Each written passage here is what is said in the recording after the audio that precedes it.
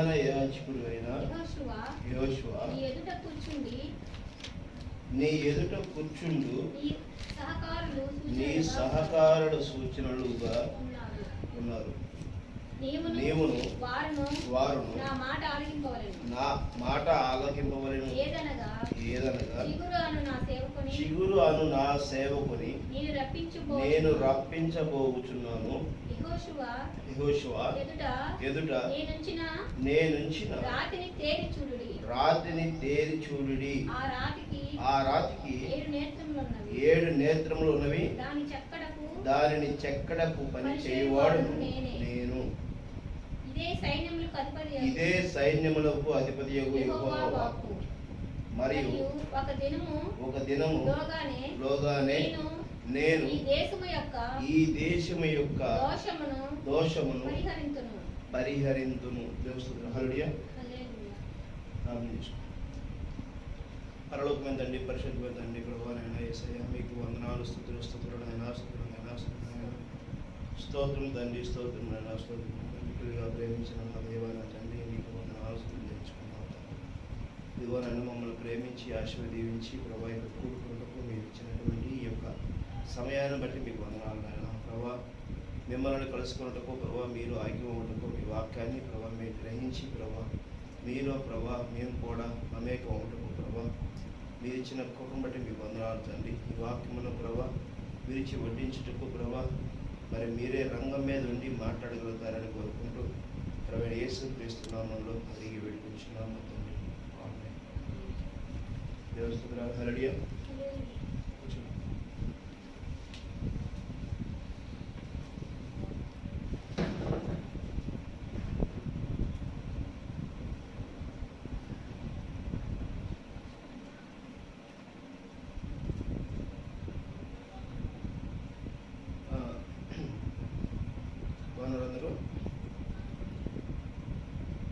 అందరూ బాగున్నారా? దేవస్తుతురా హల్లెలూయా. బాగున్నారా? బాగాలేదా? బాగున్నారా? ఆమేన్. దేవస్తుతురా హల్లెలూయా. ఎటు చూస్తున్నారు మీరు? బాగున్నావా? బాగున్నావా? ఆమేన్. దేవస్తుతురా హల్లెలూయా. గడిచిన వారంలో నువ్వు మందిరానికి రాలా? గడిచిన వారము మందిరంలో నువ్వు లేవు. దీనికోసం నిజంగా సంఘం అందు కూడా ప్రార్థన చేసి హల్లెలూయా. మరి ఇక్కడ వాక్యం వింటున్నావు. వాక్యం వింటూ తప్పిపోయినప్పుడు మరి ఏమవుతుంది? సరైన మార్గంలో నడిపించుకోవాలి కదా. దేవస్తుతురా హల్లెలూయా. అవునా? ప్రవక్త, దేవుడు, వాక్యము ఎవరు చెప్పినా ఒకటే మాట చెప్తారు. ఏం చెప్తారంటే వాస్తవమైనటువంటి రీతి కూడా నీ మధ్య నా మధ్య ఉన్నటువంటి విషయం. ఎవరైనా సరే గురుడు కావాల్సే వ్యక్తి ఎవరైనా సరే చేసేటువంటి ప్రక్రియ కూడా అదే. మనము గ్రహిస్తే కూడా తెలుసు. కొన్ని వందలకు గొర్రెలతో మందను తీసుకుని కాపరి గొర్రెలను మరి తీసుకెళ్తున్నాడు అనుకో. ఆ సమయంలో ఒక గొర్రె పిల్ల కనుక తప్పిపోయిందనుకో, ఏదైనా పొదల్లోనో ఏదైనా గుంటలోనో ఏదైనా వీధిలోనో ఆగిపోయి ఆ మందలో పాటు ఆ గొర్రె పిల్ల రాలేదనుకో, ఆ కాపరి గమ్యానికి చేరుకున్న తర్వాత, సాయంత్రానికి గమ్యానికి చేరుకున్న తర్వాత మరి ఎక్కడో చోట ఆయన మందను ఆపుకుని ఆ రాత్రి నిద్ర బస్ చేయడానికి ఆగుతాడు కదా. ఆగినప్పుడు ఆ మందలు అన్నీ చూసుకుంటాడు.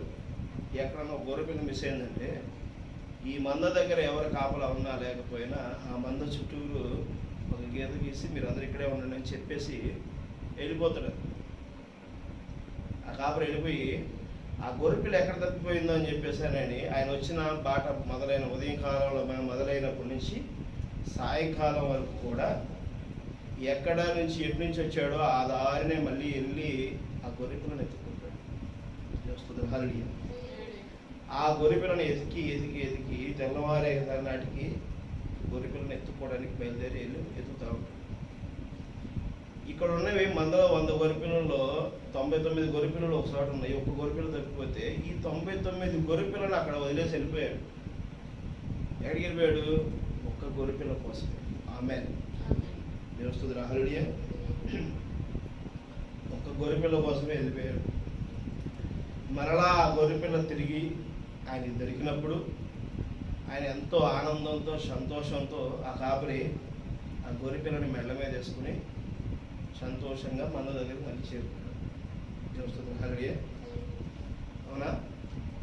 అర్థమవుతుంది నీకు విషయము?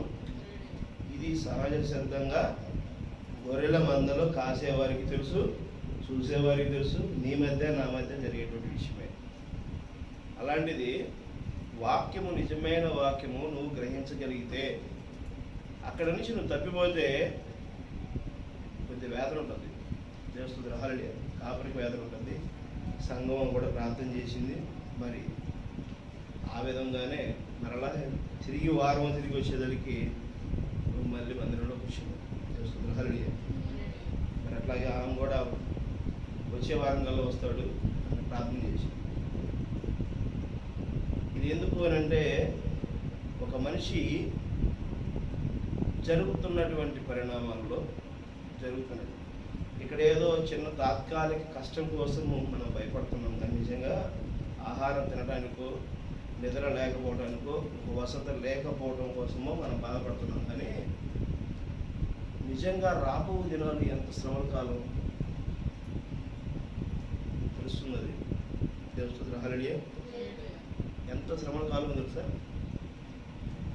చనిపోవాలని అనిపించినా కూడా చనిపోలేనటువంటి పరిస్థితి. బతకాలని కోరుకున్న బతకలేని పరిస్థితి.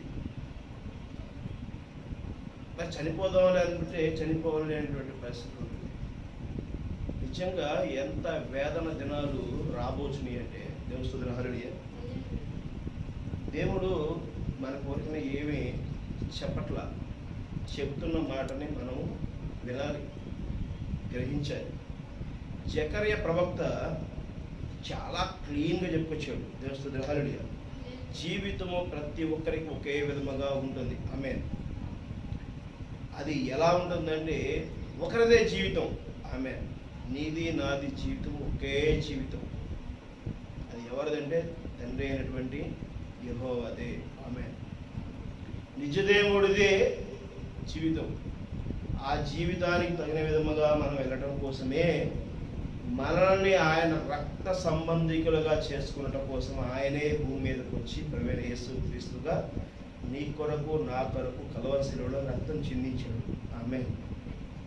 ఆ రక్తం చిందించి రక్తాన్ని వెలకట్టి మరి ఇక్కడ ఉన్నటువంటి దానికి మరి పాపానికి మూల్యం చెల్లించాడు. మనకి ఆ పాపము అంటకుండా, ఆ పాపంలో మనం ఉండకుండా మూల్యం చెల్లించాడు. దేవుని హల్లెలూయా. ఈ పాపం ఏంటి, మూల్యం ఏంటి, ఎప్పటికి అర్థం కాని పరిస్థితి. నిజంగా ఇది పెద్ద ప్రశ్న. పాపం అంటే ఏంటి, మూల్యం అంటే ఏంటి? ఇది నిజంగా ఎవరికి అర్థం కానటువంటి ప్రశ్న. పాపం అంటే ఏంటి? ఈ లోక సంబంధంగా మనము ఆస్తిపాస్తులు సంపాదించుకోవడం కోసము ఎంతమంది వేదన గురవుతున్నా, సమస్యలలో మరి బంధించబడుతున్నా, ఎంతమంది మరి అణచివేతకు గురవుతున్నా,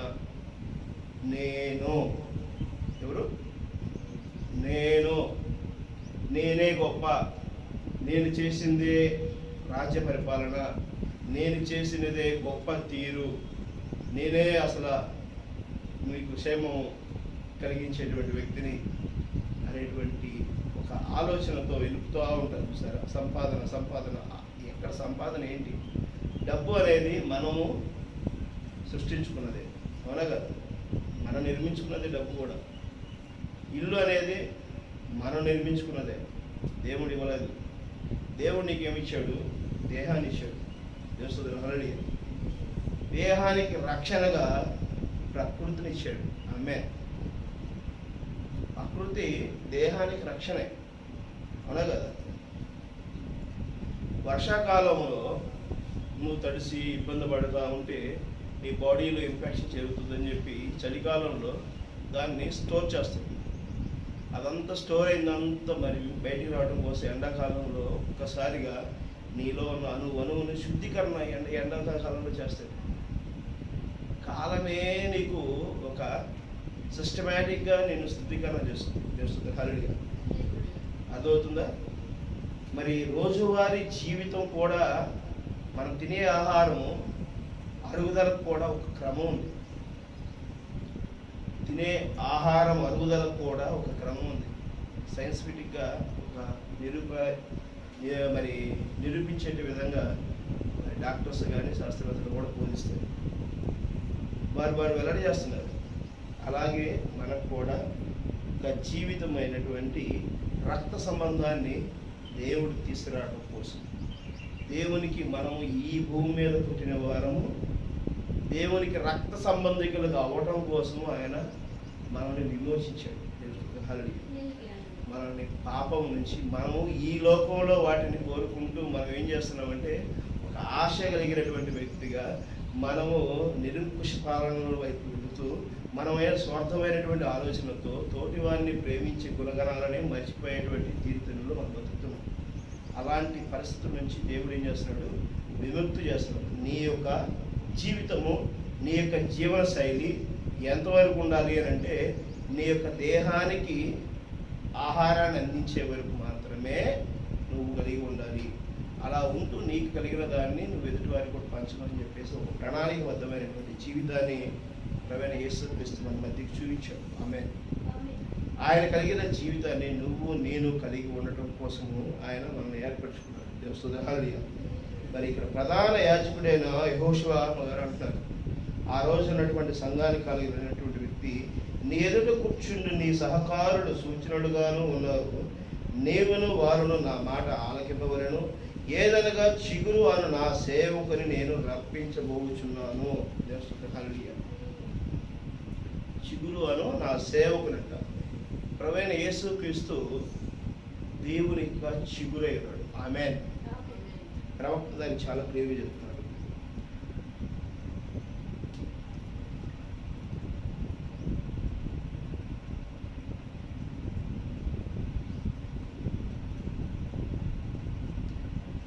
ఏడు సంఘకాలములకు మరియు 7 ముద్రలకు మధ్య ఉన్న ఎడమ ఇందులో మరి ప్రవక్త చెప్తున్నాడు.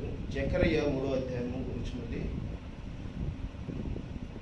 ఈ గుర్తులను మనము చూచిదము, దీని నేను గ్రహించినప్పుడు ఈ మధ్యాహ్నం నేనున్న స్థలమునందు ఆనందముతో కేరింతలేసిన కావున నాకు తెలియదు, నేను సరైన దానిని పొంది ఉన్నానని అనుకుంటున్నాను. జకరియా 3వ అధ్యాయం మనం చూచిదము. ఇక్కడ 89 అనేది నేను దేవుడు. హల్లెలూయా. ఎవరంట? 89 ఎవరు? నేను అంటున్నాడు. ఎవరైనా అంటుంది?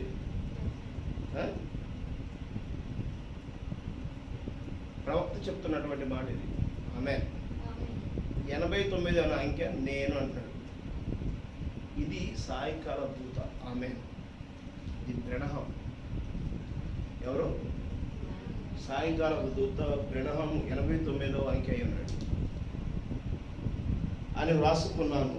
అయితే 8, 9 సరే 89గా ఉండదు అని నాకు తెలియదు. జకర్యాలో 8వ అధ్యాయంలో 9వ వచనంలో ప్రభువైన యేసుక్రీస్తు ఆ రోజున రక్త సంబంధికుడిగా జీవించాడు. ఆమేన్. ప్రభువైన యేసుక్రీస్తు పాప విమోచన కోసము కలవరి శిలువలో రక్తాన్ని చిందించాడు. మరి ఈరోజు వధువు ఇక్కడ కింద ఏం చెప్తున్నాడు? 7 నక్షత్రాలు, ఆ రాత్రికి 7 నేత్రములు ఉన్నవి, దానిని చెక్కడపు పని చేయువాడును నేను, ఇది సైన్యములకు అధిపతి యెహోవా వాక్కు. దేవుని హల్లెలూయా. ఇప్పుడు 7 నక్షత్రాలు ఉన్నాయా? 7 నక్షత్రాలు విశ్వాసమునకు ఎఫెసు సంఘకాలం నక్షత్రం. దానికి దూత ఎవరు? అపోస్తలుడు పౌలు. ఎఫెసు సంఘకాలమునకు దూత ఎవరు? పౌలు గారు. స్వర్ణకి మరి 2వ కాలపు నక్షత్రమైనటువంటి దూత ఎవరు? ఐరెనిస్. 3వ సంఘకాలము పెర్గమా నక్షత్రమును సూచిస్తున్నటువంటి సంఘకాలానికి దూత ఎవరు? మార్టిన్. తూతైరా 4వ సంఘకాలము కొలంబ అను ప్రవక్త, ఆయన సంఘకాలానికి దూత అయ్యాడు. హల్లెలూయా. ఐదవ సంఘకాలము సార్దీసు. సార్దీసు నక్షత్రానికి సాదృశ్యమైనటువంటి వ్యక్తి మార్టిన్ లూథర్. మార్టిన్ లూథర్ ఆయన సంఘకాలం ఇప్పటికి కూడా మేము ఆ ఆరాధనలు, ఆ యొక్క ప్రవక్త మరి వాళ్ళు దేవునిలో ఐక్యతమైనటువంటి విషయాలు అక్కడే ఉన్నారు. లూథర్ గారు చెప్పినటువంటి పరిస్థితుల్లో ఉన్నారు. లూథర్ గారు ఏం చెప్పారు మనకి? లూథర్ గారు ఏం చెప్తున్నాడు?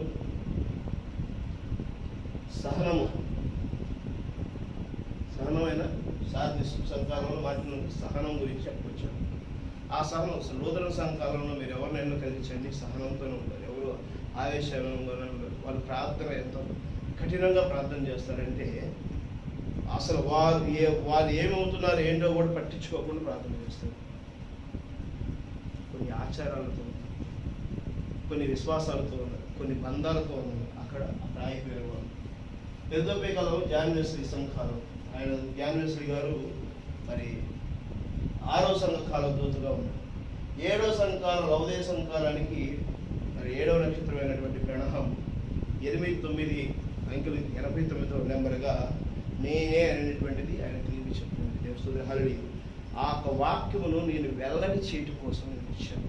ఆ యొక్క నక్షత్రాల యొక్క శబ్దాలను, ఆ నక్షత్రాల యొక్క వెలుగును, ఆ నక్షత్రాల యొక్క విలువలను తెలియపరచడానికి నేను వచ్చాను అని చెప్పేసి అనేటువంటిది ఆయన చాలా క్లియర్గా చెప్పడానికి అక్కడే. ఇప్పుడు ప్రభువైన యేసుక్రీస్తు రాక మునుపునే జకర్య మరి అధ్యాయంలోనే ఆయన గురించి 7వ నక్షత్రంగా రాయబడింది.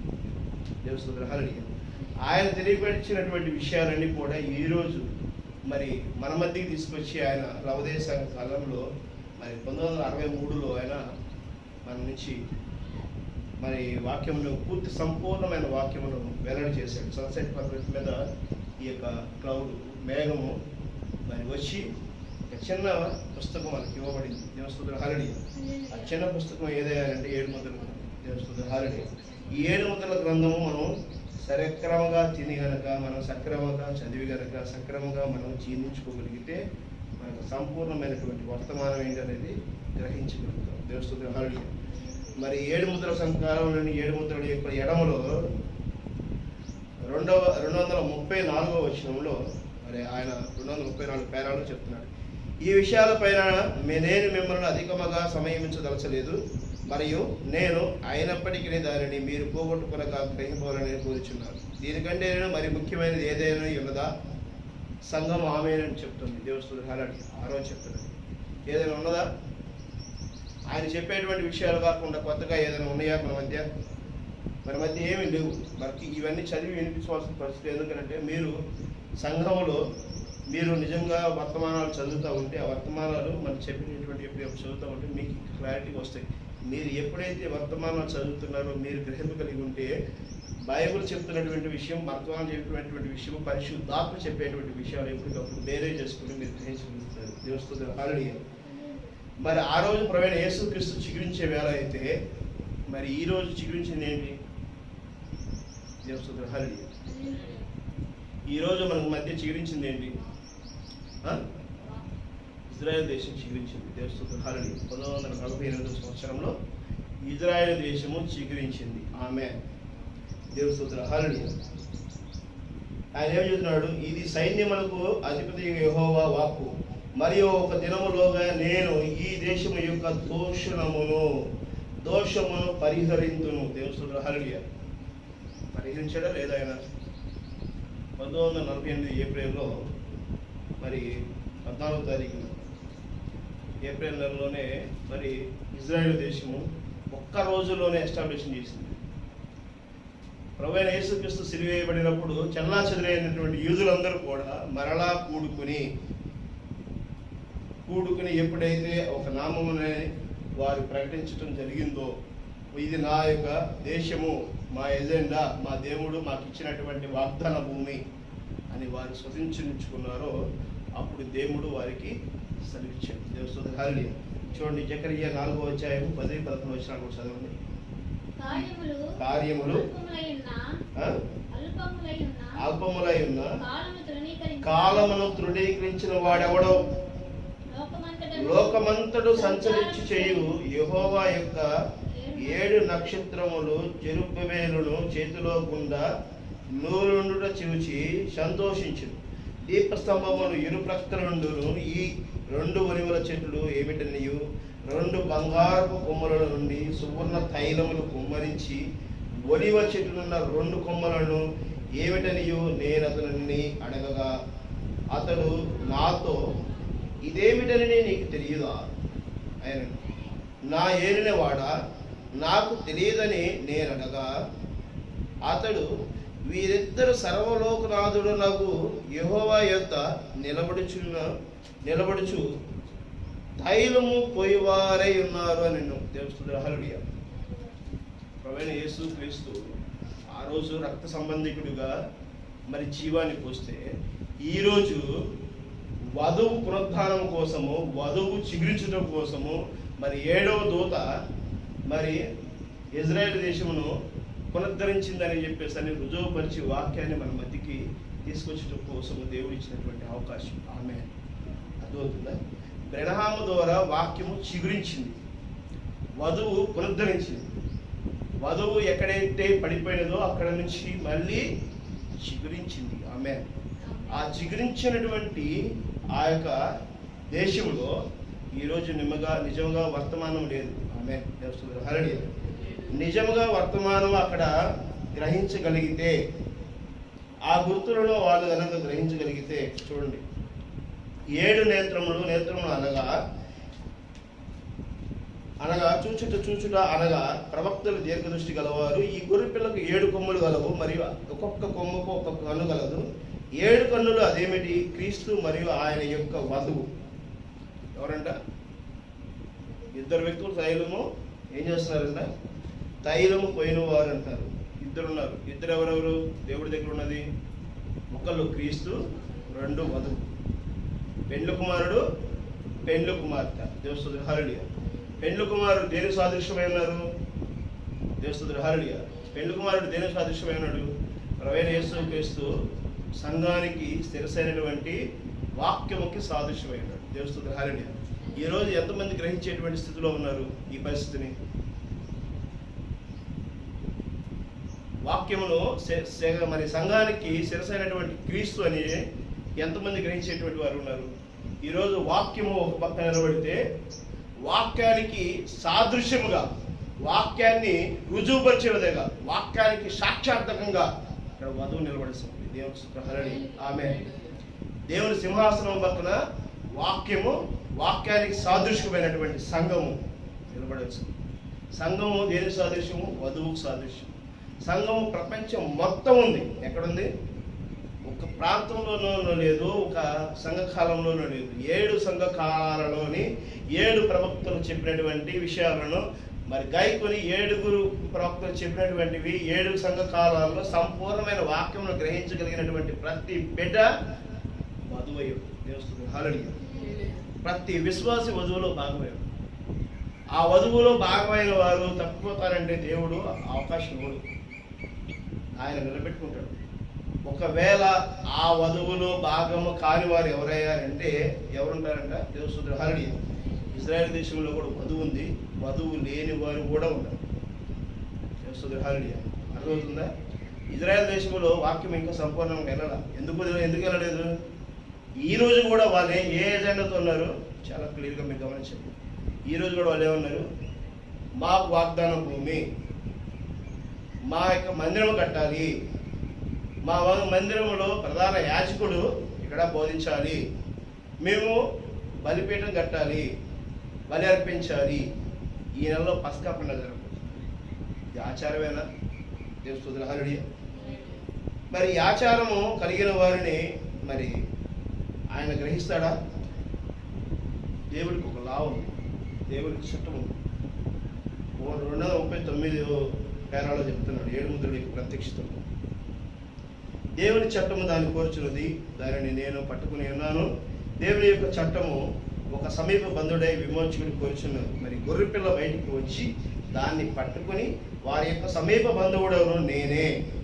ఎవరంట వారి సమీప బంధువుడు? ఎవరు? ఎవరు? ఎవరు? ఆమేన్.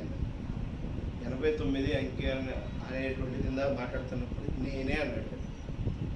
ఎవరు సమీప బంధువుడు అయి ఉన్నాడు ఈరోజు సంఘకాలానికి? ఆ రోజు పాపాన్ని విముక్తి చేసి ప్రజలందరికీ లోకరక్షకుడిగా ప్రవీణ యేసుక్రీస్తుంటే ఈరోజు నిజమైన వాక్యము సంఘములో మరి ప్రబోధించేవాడు, బోధించేవాడు, తను రుజువుపరిచి తన సాక్ష్యాన్ని ప్రకటించినటువంటి వ్యక్తి ఎవరు? బ్రహ్నాం. ఆమె ఆ బ్రహ్నాము నేనే అంటున్నాడు. సమీప బంధువుడు. ఎవరు సమీప బంధువు? వధువుకి సమీప బంధువుడే ఉన్నాడు. దేవస్తుడు హల్లెలూయా. వధువుని స్థిరపరిచేవాడే ఉన్నాడు, వధువుని నిలబెట్టేవాడే ఉన్నాడు. వధువు ఏ విధంగా ఉండాలి, వధువు ఏ విధంగా ఉంటే సాక్ష్యాన్ని ప్రకటించగలుగుతుంది అనేటువంటిది ఆయన క్లియర్గా వ్యక్తపరిచాడు. ఆయన బోధించాడు, జీవించాడు, ప్రకటించాడు. ప్రపంచం మొత్తం 7 సార్లు భూమి చుట్టూ తిరిగి వచ్చినటువంటి వ్యక్తి అయి ఉన్నాడు. ఆమె ఇది ఒక బ్రహ్నాము, ఒక వ్యక్తి కాదు. ఆయన ప్రవక్త, ప్రవచించాడు. ఆయన పని అంతటితోనే అయిపోతుంది. దేవస్తుడు హల్లెలూయా. ఆయన ప్రవచించినటువంటి విషయాన్ని దేవుడు మనకి ఆయన ద్వారా మనకు అవకాశం ఇచ్చాడు. దేవస్తుడు హల్లెలూయా. ఆ విషయాన్ని మనం గ్రహించాలి. మరి వ్యక్తిని మనం ఆరాధించేటువంటి పరిస్థితిలో ఉంటే అది రాంగ్. దేవస్తుడు హల్లెలూయా. కొంతమంది ఉన్నారు వధువులో కూడా మరి వర్తమానం గ్రహించిన వాళ్ళు కూడా బ్రహ్నామే దేవుడు అనుకుంటారు. అది తప్పు. బ్రహ్నాం దేవుడు రాదు. బ్రహ్నాము తెలియపరిచినటువంటిది నిజమైన వాక్యము. ఆ వాక్యాన్ని మనం వెంబడించవలసిన వారిగా ఉన్నాం. దేవస్తుడు హల్లెలూయా. ఆయన చెప్పినటువంటి విషయము వాక్యాన్ని సరిపడుతుందా లేదా, ఈ రెండింటితో మన పరిశుద్ధాత్మ చతకబడుతుందా లేదా అనేది చూసుకోవాలి. మరి 2 వ్యక్తులు భార్యాభర్తలుగా ఉంటే మరి గర్భం వస్తుందా? 2 వ్యక్తులు భార్యాభర్తలు ఉంటే గర్భం వస్తుందా? రాదు. భార్యాభర్తలు 2 వ్యక్తులు ఉంటే మరి గర్భం వస్తే పెళ్ళైన ప్రతి ఒక్కరికి పిల్లలు. 2 వ్యక్తులు భార్యాభర్తలు ఉంటే రాదు. 2 వ్యక్తులు ఏకానుభవం రావాలి. దేవుడు హల్లెలూయా. ఒక స్త్రీ, ఒక పురుషుడు ఏకానుభవంలో ఒకే ఆత్మతో, దేవుని యొక్క పరిశుద్ధ ఆత్మతో వారి కలయిక కలిగినప్పుడే వారికి గర్భఫలం కలిగింది. దేవుడు హల్లెలూయా. ఇక్కడ ప్రతిదీ కూడా ఘర్షణ కాబడాలి. ఒక నీటి, ఒక భూమి, ఒక వెలుతురు యొక్క ఉష్ణము 3 మిక్స్ అయితేనే గింజలో నుంచి మొక్క మొలకెత్తుతుంది. ఆమేన్. అవునా కదా? ఇది ప్రతి ఒక్క రైతుకు తెలుసు. అది తెలిసినప్పుడు ఇది ఎందుకు గమనించలేనటువంటి పరిస్థితిలో ఉంది? ఆచారం అనే ముసుగులో కొట్టుమెట్టాడుతున్నారు. నువ్వు గింజలు వేస్తే, భూమిలో గింజలు వేస్తే తడిపితేనే అది మొలకొస్తుంది. తడవకపోతే మొలక రాదు. నువ్వు నువ్వు కనుక భూమిలో వేసి తడిపినప్పుడు వెలుతురు రాకపోతే రాదు. వెలుతురు వస్తే ఉష్ణం ఉత్పత్తి అయినప్పుడే ఆ మొక్క మళ్ళీ నీకు వస్తుంది. ఆ విత్తనం కుళ్ళిపోయి అప్పుడు మొలకొస్తుంది. దేవస్తుడు హల్లెలూయా. అర్థమవుతుందా? మనిషి యొక్క జీవితంలో కూడా అలాగే ఉంటుంది. ఎప్పుడు నేను నిజమైన వాక్యము బయటికి వస్తుందో, మత ఆచారం అనే గింజ ఎప్పుడైతే నలగగొట్టబడుతుందో, ఎప్పుడైతే కుళ్ళిపోతుందో, ఎప్పుడైతే కృషించిపోతుందో, అప్పుడు వాగ్దాన భూమిలో నిజమైన వధువు నిలబడుతుంది. ఆమేన్. ఈరోజు ఇజ్రాయెల్ దేశంలో కూడా ఆ ఘర్షణ ఎందుకు జరుగుతుంది? మత ఆచార నిమిత్తమే జరుగుతుంది. దేవుని ఆచార నిమిత్తం జరగట్లా. దేవుని వాగ్దాన భూమిని ఏర్పరచడం కోసం జరగట్లా ఘర్షణ. మత ఆచారం కూడా జరుగుతుంది. అది ఎప్పుడైతే అణచివేయబడుతుందో అప్పుడు నిజమైన వధువు బయలుపాటు కనపడుతుంది. దేవుని హల్లెలూయా. వధువు బయటికి రావాలంటే ఏం కావాలంట? వధువు బయటికి రావాలంటే ఏం కావాలంట? నిజముగా అక్కడ వాక్యం ఏం చెబుతుంది? ఇదేమిటని నీకు తెలియదా? నేను నా ఏలినవాడ నాకు తెలియదని నేను అడగగా అతడు వీరిద్దరును సర్వలోక నాథుడగు యెహోవా యొద్ద నిలబడుచు తైలము పోయివారై ఉన్నారు. హల్లెలూయా. ఒక దినం మన మరి చూడండి 8-9 వచనంలో కూడా చూడండి.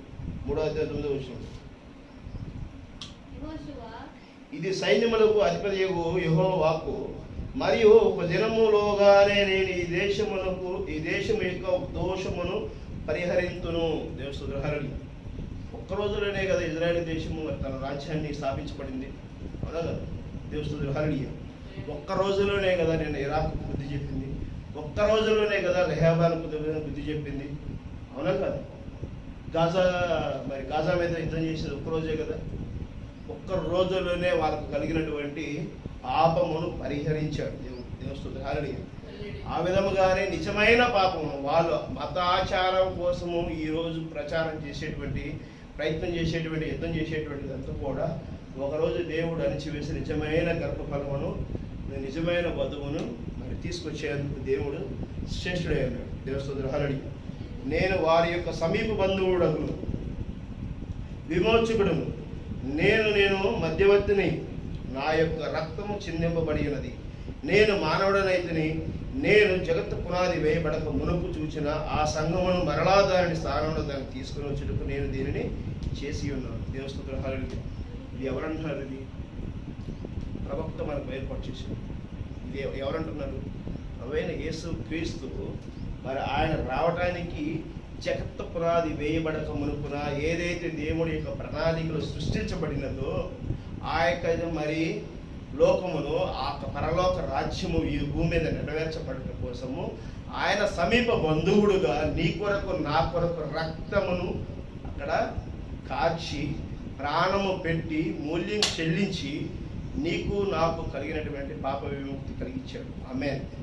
ఆ పాప విముక్తి ఎవరైతే కలిగించాడో ఆ నామంలోనే నీకు ప్రభువైన యేసుక్రీస్తు నామంలోనే బాప్టిజం ఉంటేనే రక్షణ.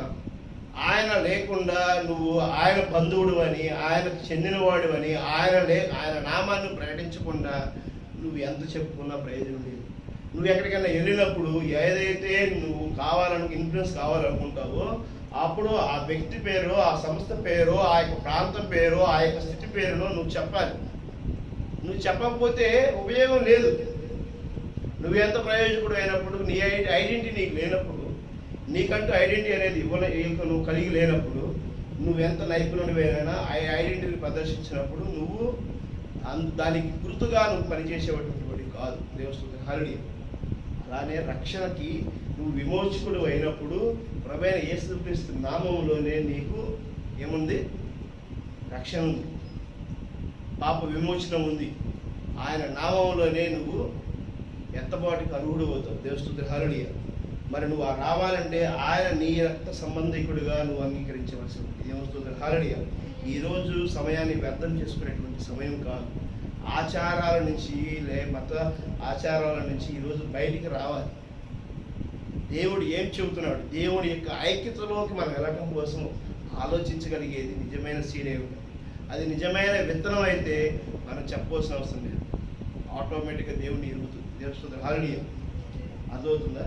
ఈరోజు సంపూర్ణమైనటువంటి వాక్యం కలిగినటువంటి వధువు ప్రత్యేకంగా చెప్పవలసిన, ఎందుకంటే ఇంక్లీడు రక్త సంబంధం ఉంటుంది. ఆ రక్త సంబంధము ఆ యొక్క జీవం ఏంటనేది దాన్ని గ్రహించి విమోచించగలిగేటువంటి శక్తి ఉంటుంది. అవునా కదా? దేవుని హల్లెలూయా. నేను ఉద్దేశించాను, అది అక్కడ ఉండనట్లు నేను దాన్ని పలికి ఉన్నాను, అది అక్కడ ఉండును, మరియు దానిని ఎవరిని తీసుకునలేకపోయేది. అయితే నేను క్రిందికి వెళ్ళి నేను స్వయముగా దానిని చేసి ఉన్నాను. నేను వారి యొక్క సమీప బంధువుడును, నేను వారితో సొంతవాడునైతేని, మరియు ఆ గ్రంథమును ఆయన తీసుకునేను. ఆమేన్. హల్లెలూయా. ఈ పరిశుద్ధ గ్రంథము ఆయనే అయి ఉన్నాడు. ఆయనే మన మధ్యకు వచ్చి ఉన్నాడు. ఆయనే మనకి రక్తం చిందించి ఉన్నాడు. ఆయన సమీప బంధువుడు అయి ఉన్నాడు. ఆయన మన పాప విమోచన కలిగించి ఉంటాడు. ఆయన నామంలోనే, ఆయనలోనే, ఆయన రక్తంలోనే, ఆయన జీవంలోనే మనం పాత్రలు ఉన్నాం. ఆయన తప్పు నుంచి మరి ఒక విమోచకుడే మన మధ్యకి రాలేడు, ఉండకూడదు. దేవుని హల్లెలూయా. గమనిస్తున్నారా? ఇక్కడ వాక్యం ఏం జరుగుతుందో, ఎక్కడ జరుగుతుంది అనేది.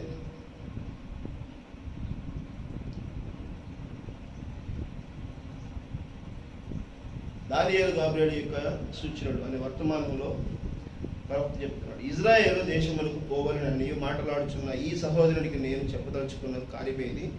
ఇజ్రాయేలు దూరముగా నుండుము, దాని నుండి దూరముగా నుండుము, యూదులను మార్చిదము అని చెప్పుచు జనులైన మీరందరూ దానికి దూరముగా ఉండుడి. ఈ వర్తమానము ముగియలోపుల వాక్యము ద్వారా, చూడండి, ఈ వర్తమానము ముగియలోపు ముగియు లోపల వాక్యము ద్వారా ఆత్మ ద్వారా ఇది ప్రభు సెలవిచ్చినదని నేను అని మీరు చూడగలరు. దేవుని హల్లెలూయా. ఒకే రాత్రిలో ఇజ్రాయెల్ దేశమంతా మార్చబడింది. ఆమె ఇజ్రాయెల్ దేశమంతా కూడా మతంలోకి మార్చబడింది. దేవుని హల్లెలూయా. ఆచారాల్లోకి మార్చబడుతుంది. ఇజ్రాయెల్ దేశం అంతా అక్కడ ఉండదు. కానీ ఇక్కడ ఏం జరుగుతుంది? గొప్ప దేవుడు ప్రవక్త ద్వారా బయలుపాటు చేసినటువంటి విషయమే ఈరోజు మన మధ్య కనబడుతుంది. ఇది మనకి ఒక టార్గెట్ అయి ఉంది. మనం దీన్ని గమనించుకొని ఎప్పటికప్పుడు ఈ గుర్తును మనం గమనించుకుని ముందుకు వెళ్ళవలసి ఉంది.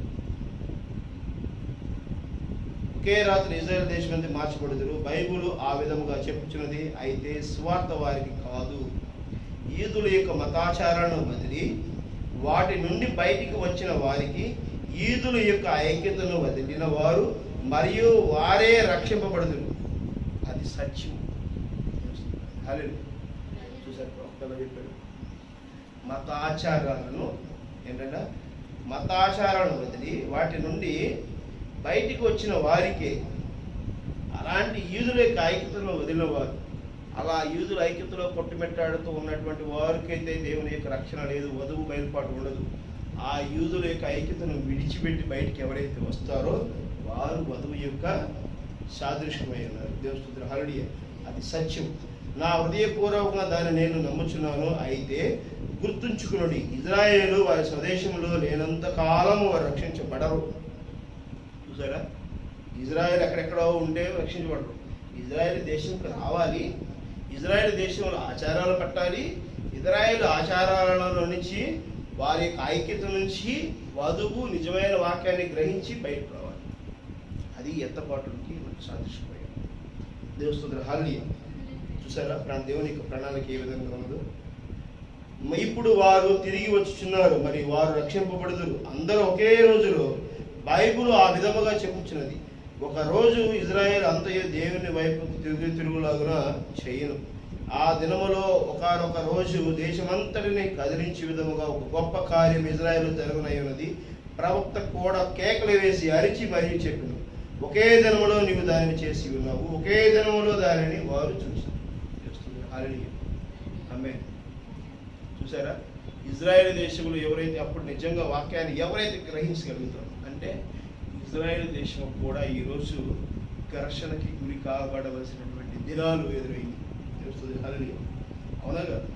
ఈరోజు జరుగుతున్నటువంటి పరిస్థితుల్లో ఇరాక్ మీద దాడి చేశారు. ఇరాక్ తిరిగి ఇజ్రాయెల్ మీద దాడి చేస్తే ఇజ్రాయెల్ చాలా నష్టపోతుంది. ఇజ్రాయెల్ నష్టపోతే ఇమ్మీడియట్లీ మళ్ళీ ఇజ్రాయెల్ అటాక్ చేస్తుంది. ఇజ్రాయెల్ మళ్ళీ అటాక్ చేస్తుంది. ఇజ్రాయెల్ అటాక్ చేయకుండా అసలు ఆగదు. ఇజ్రాయెల్ అటాక్ చేయగానే ఇవి ఘర్షణ జరుగుతున్నప్పటికీ ఇక్కడ జరుగుతున్నట్టు అమెరికాలో ఇప్పుడు ఎలక్షన్ టైం, నవంబర్లో ఎలక్షన్ జరుగుతుంది. ఈ ఘర్షణ జరుగుతూనే నవంబర్ కాలం దాటంగానే ట్రంప్ వచ్చాడు అనుకోండి, ఉద్రిక్త వాతావరణం తెలుస్తుంది. హల్లెలూయా. రష్యా వెంటనే అటాక్ చేస్తుంది. రష్యా అటాక్ చేసేటప్పుడు అమెరికా అటాక్ చేస్తుంది. తూర్పు దేశం మరి పశ్చిమ దేశం రాజు మీద, పశ్చిమ దేశం తూర్పు దేశ రాజు మీదకి మరి దండయాత్ర జరిగినప్పుడు ఎంత ఘర్షణ జరుగుతుంది. ఆ ఘర్షణలో ఇజ్రాయేలు నిజమైన వర్తమానం ఏంటని గ్రహించగలిగి ఒక్క రోజులో వధువుని గుర్తిస్తారు. ఒక్క రోజులో సాయంకాల వర్తమానాన్ని గ్రహిస్తారు. ఒక్క రోజులో వాక్యాన్ని గ్రహించగలిగినప్పుడు 1,44,000 మంది కనుక దేవుని యొక్క వాక్యాన్ని ఎప్పుడైతే గ్రహించగలుగుతారో అప్పుడు వధువు ఎత్తబాటికి సమయం అవసరం లేదు. దేవుని హల్లెలూయా. మరి ఇది ఏ టైంలో ఎలా జరుగుతుందో, ఎంత వ్యవధిలో జరుగుతుంది, ఎవరెవరు ఎట్లా ఉంటుంది, ఎవరు ఏ స్టెప్పులు తీసుకుంటారు అనేది నీవును నేను చెప్పేటువంటి సమయం కాదు. ఇది ప్రభువైన యేసుక్రీస్తు చెప్పలేదు, గ్రహణం చెప్పలేదు, నేను చెప్పలేను, ఇంకెవరూ చెప్పలేదు.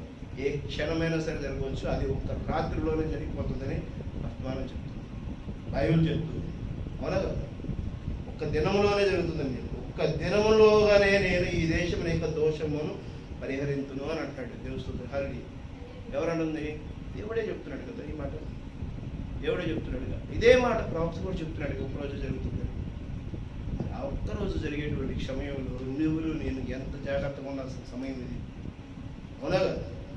మరి నిజంగా వధువు ఇంకా స్థానంలో మనం నిలబడి ఉండాలంటే నిజంగా వాక్యాన్ని మనం గ్రహించి ఎంత నెమ్మది కలిగిన జీవితంలో, ఎంత జాగ్రత్త కలిగి, ఎంత మనము మేలుకోగలిగిన జీవితంలో ఉండాల్సిన వారిగా ఉన్నాం. ప్రార్థన కలిగి ఉండాలి, వాక్యం కలిగి ఉండాలి, మరి వర్తమానం గ్రహించి చదివేవారిగా ఉండాలి, ఒకరినొకరిని ప్రేమించేవారిగా ఉండాలి. హృదయానుసారంగా మన ప్రార్థనలో ఉంటూ మనం సరి చేసుకోవాల్సినటువంటి సమయంలో వ్యర్థమైనటువంటి ఆచారాల కోసమో, వ్యర్థమైనటువంటి పరిస్థితుల కోసమో, వ్యర్థమైనటువంటి ఆశల కోసమో, వ్యర్థమైనటువంటి మరి ఒక వస్తువు లేకపోతే స్థానం యొక్క గొప్పతనం కోసం తగులాడుకోవటమో, లేకపోతే గొట్లాటలు పెట్టుకోవటమో, విభేదాలు చోటు చేసుకోవటమో మన సమయాన్ని వ్యర్థపరచుకుంటే మరి సమయం అయిపోయిన తర్వాత అయ్యో అనుకుంటే ప్రయోజనం ఉందా? చేస్తూ ప్రహారీ. కాబట్టి నేను చాలా జాగ్రత్త చేసుకోవాల్సిన సమయం అయింది. ఈ సమయంలో నేను కనుక గ్రహించలేనటువంటి వారిగా ఉంటే, ఈ హెచ్చరికను నేను కనుక తెలుసుకోలేని వారిగా ఉంటే నిత్యంగా తర్వాత అనుకుని కూడా ప్రయోజనం లేదు. ఈరోజు ఒక కాలు పోయిందనో, లేకపోతే ఒక చేయి పోయిందనో, లేకపోతే ఒక సమస్య వచ్చిందనో, ఒక ఆర్థిక ఇబ్బంది వచ్చిందనో, లేకపోతే మనకేదో నష్టం కలిగిందనో, వేరే రకంగా ఎవరో దూషించారనో మనం బాధపడితే మరి ఈ కాలంలో మరి చావుకి మరి కావాలని కోరుకున్న రానటువంటి కాలంలోకి మనం వెళ్ళకపోతున్నాం.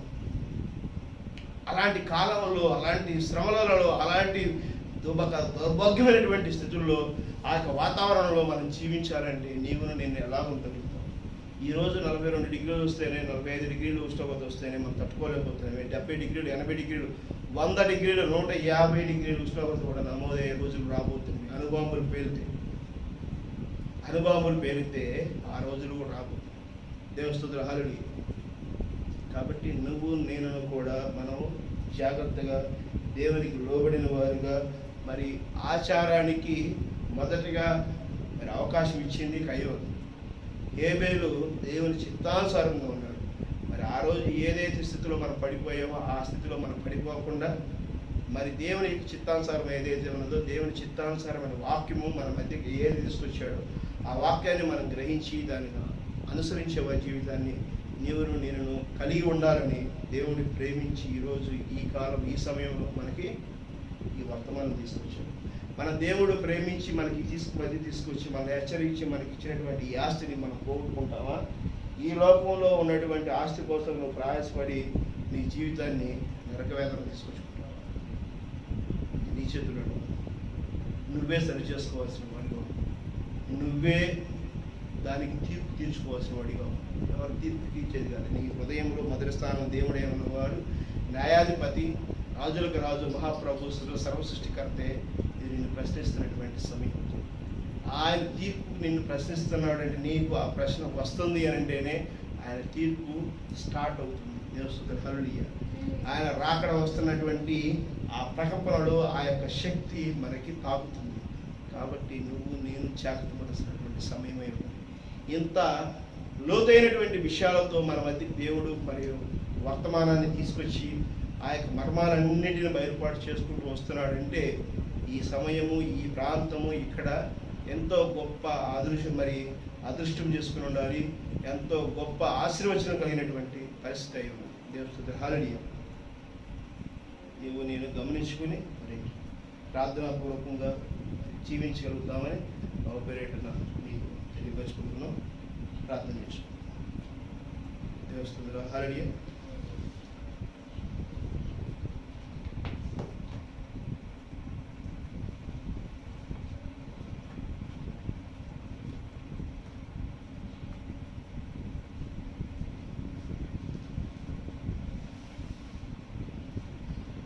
పరలోకమందున్న పరిశుద్ధుడైన తండ్రి, ప్రభువా నాయనా మీకు వందనాలు, స్తుతులు నాయనా, స్తోత్రం తండ్రి, స్తోత్రం నాయన.